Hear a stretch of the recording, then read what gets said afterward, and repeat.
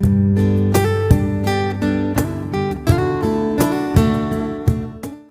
दो व्यक्ति आजीवन साथ रहने का तय करते हैं तो उनके आसपास की रुचि, स्वाद, पसंद, स्वभाव की भिन्नता की वजह से दिक्कतें आना स्वाभाविक ही है। परंतु स्वभाव की भिन्नता की वजह से जो दिक्कतें मामूली सर्दी जुकाम, थकान या खरोच की तरह तकलीफ देती हैं, उन्हीं मामूली दिक्कतों को कब क्रोध, घृणा, बदले का नमक मिर्ची डालकर हम उसे तकलीफदायक गहरा घाव बना लेते हैं। हमें दिखता ही नहीं। हर लड़ाई, हर झंझट में तो जो दो व्यक्ति जुड़े होते हैं उन दोनों को पक्का पक्का पता होता है कि गलती उसकी नहीं है, दूसरे की ही है। दोनों को ही लगता है कि दूसरा ही दोषी है। ऐसा नहीं है कि कोई अपनी गलती मानता नहीं, किसी को अपनी गलती दिखती ही नहीं है। और दूसरे का भी यही हाल है। दोनों ही एक दूसरे को लड़ाई या झंझट का कारण मानते हैं, इसलिए कोई भी समस्या हल नहीं हो पाती। दोनों में से किसी को भी अपनी समझ और व्यवहार की कमी देखने की जरूरत ही नहीं लगती। दोनों ही सोचते हैं कि वे तो किसी को नहीं सताते, उन्होंने कभी कुछ गलत किया ही नहीं, किसी का कुछ बुरा नहीं चाहा, उल्टा हमेशा से ही उनके साथ गलत होता आया है। दूसरे के लिए तुम्हारे शब्द, तुम्हारा लहजा बिल्कुल ही अलग होता है।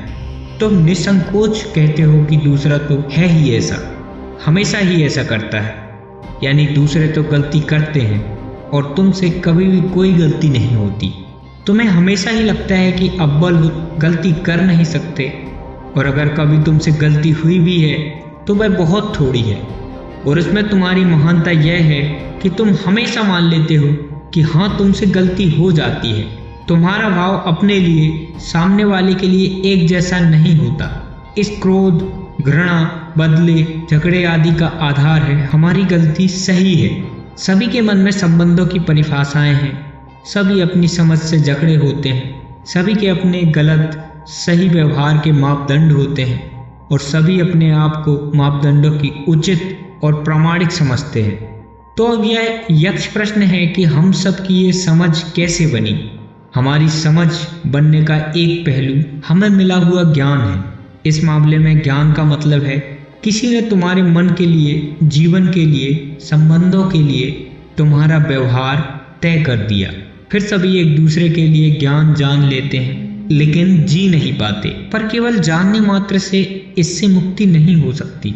मतलब तुम अपने उस आधार ज्ञान को न जी पाते हो, न ही छोड़ पाते हो। ये ज्ञान हमारे सोचने विचारने की योग्यता को भी नुकसान पहुंचाता है।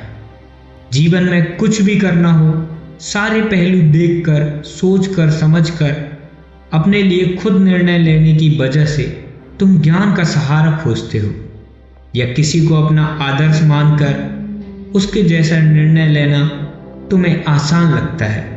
तुम्हें लगता है कि कोई और इस सब के बारे में सोचे और बता दे कि कब क्या करना है।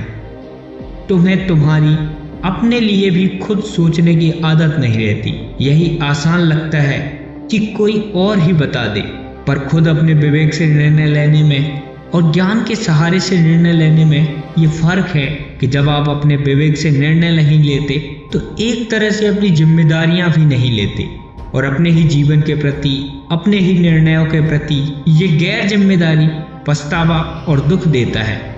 हर दिन हमें निर्णय लेने होते हैं। दुख या पछतावे के साथ हम एक आरामदायक जीवन जी पाएं, ये संभव नहीं है।